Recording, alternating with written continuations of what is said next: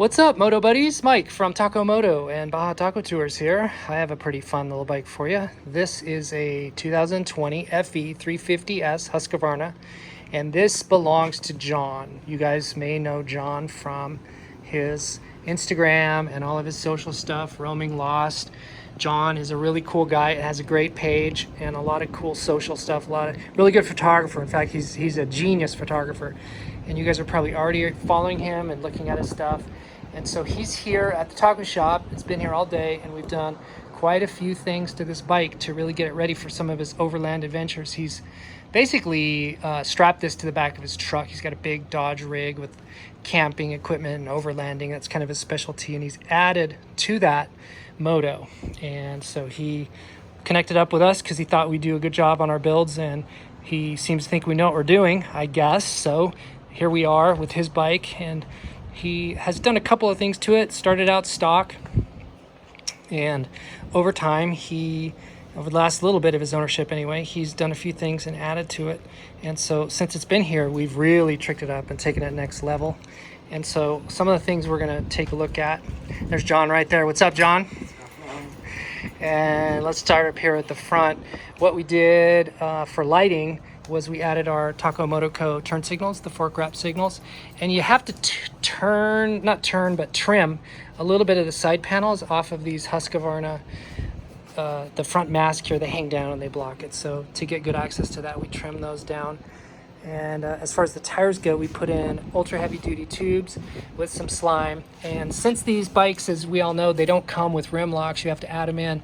Instead of going with the stock locks, which in fact he didn't even get from his dealer, so they kind of cheated him out on that. We threw in Warp 9. Those are the aluminum rim locks with the titanium bolts. Really cool, very light, and that's what's going on up there as far as the front.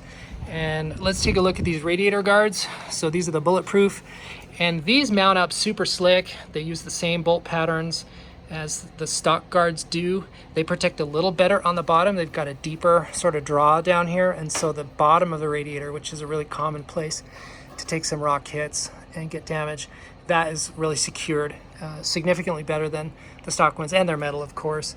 And you don't have to do anything special or modify anything special to get those on. That's pretty cool.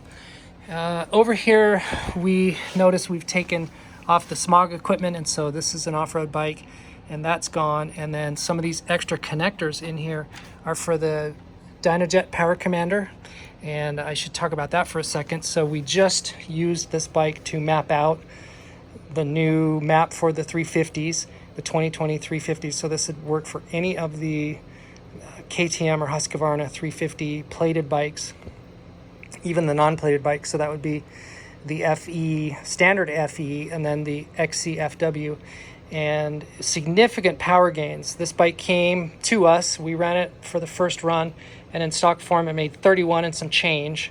And by the time we were done with it, we're up to 43 and some change. No, 44, almost 45. That is a significant improvement, and the ride characteristics and drivability of this are going to be just improved dramatically. Very exciting what we're able to accomplish with the Power Commander on this. So just taking a look at a couple other things we threw on. The Odi Rouge hand grips, which we're real fans of and like those a lot. Nothing really else up here on top as far as that goes. He's got a couple of accessories he threw on, this little ram ball, or not the ram ball, but his little phone mount. Those seem to work pretty good. A free flow vent hose. And in the airbox, I'm not going to pull this off, but in the airbox we have the PC Racing filter gasket and then a filter skin over the top of that. We use those on a lot of projects. Looking at the rear wheel, we swapped out his he got an aftermarket tire, and it just wasn't really hooking up very good. It was a very hard compound desert tire, and so we threw on the Tusk Recon. If you know about this tire, it's a pretty decent all-arounder. It doesn't excel particularly well in any one thing, but what it does do is give you really good rideability across all kinds of terrain, surfaces, dry, wet.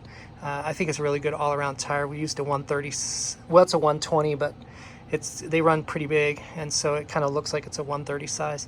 And again, in here we have the ultra heavy duty tubes with some slime, and then counterbalancing out the rim locks here with some of the rim weights. Let's see, anything else on that side? I don't think so. Back here, did a total remodel of the tail end. And how that worked is we removed the stock DOT drop-down section. And if you're familiar with these plated bikes, you know exactly what would have been here. It just stuck way down and the signals were here. And in fact, the signals were like directly in the line of sight of the exhaust. And there's a lot of reports of guys having those melt clean off. So with this new setup, we've just got some holes here at the very top. And these Tuff Lights, you know, you've seen these before. They've got the cool spring in them and they bounce back and they're super durable and crash resistant.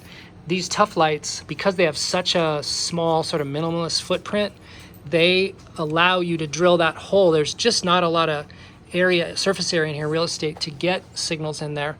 Some of the other brands of signals don't fit very well, but the Tuffs do. And so the Tuffs with the Enduroplate make for a really clean solution with dealing with the back end on these bikes.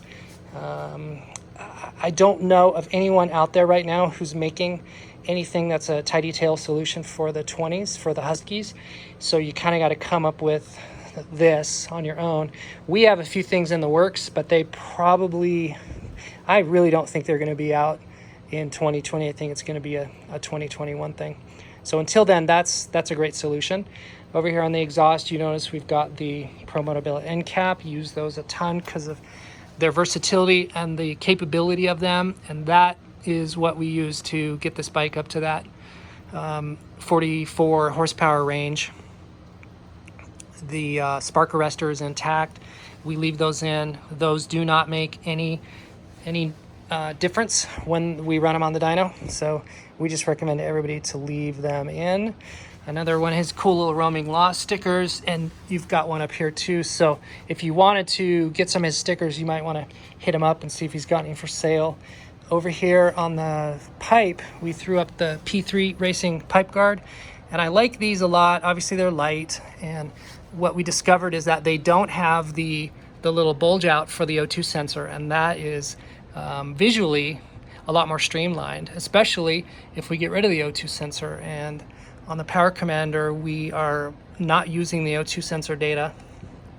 So to remove the sensor means that you can present that to like the next owner when you sell the bike, or you just avoid the potential damage of having that get hit by a rock. An O2 sensor's an expensive component. You don't want to buy another one. And by removing that off, it cleans it up. And then you've got it safe, sitting in a box in your garage. P3 Racing, carbon fiber header guard. And that probably wraps it up. I do notice down here he's got the Acerbis fork shoe guards, which protect the bottom of the shoe from any damage if you hit some rocks. And over here, I think it's worth pointing out on the radiator guard, the horn is mounted right in the same spot as it is on the stock setup. So that's a pretty clean little arrangement he's got for his bike. Again, the 350 makes a nice bike for somebody who is not an aggressive trail rider, somebody who is not looking for like full demanding power. It can be exhausting to ride some of the bigger bikes, the 450s and 500s, and the 350 is a lot more relaxing for trail riding. And now with his smoothness and power, he's gonna have considerably more fun. So if you have any questions about this project, let us know in the comments. You can hit us up on all the socials. Also, make sure that you go and like and subscribe to everything that John has going on with his roaming lost stuff. And as always, go out and get some adventure.